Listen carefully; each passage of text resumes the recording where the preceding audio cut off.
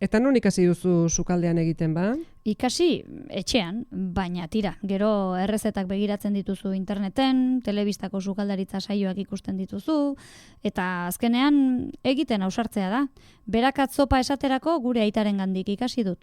Aitarengandik, Bai, gurean beti aitak egiten zuen berakat zopa. Eta nola egiten duzu ba? Hasi aurretik dena prestatzen dut. Lehenengo ogia zatitzen dut, laukitxoetan. Hasiko naiz? Bai, nahi baduzu? Tamaina honetan ondo? Oso ondo. Nik bitartean berakatza eta piperrak txikituko ditut. Bueno, orain olioa ipiniko dugu berotzen eta bertan jarriko ditugu berakatza eta piperrak, gorritzeko.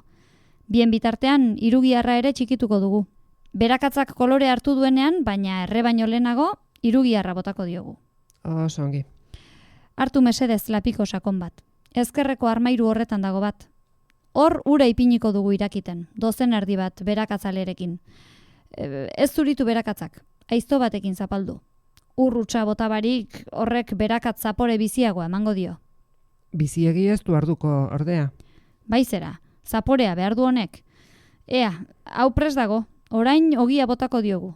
Ogia ere oliotan xigortzeko. Botako diozu? Ados. Dena?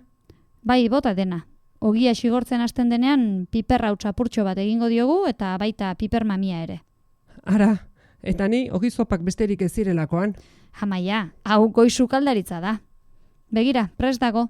Orain irakiten dugun ura gehituko diogu, gatzapur bat eta su motel-motelean edukiko dugu ordu erdiz edo. Azkenean labean gainerreko dugu eta prest izango dugu.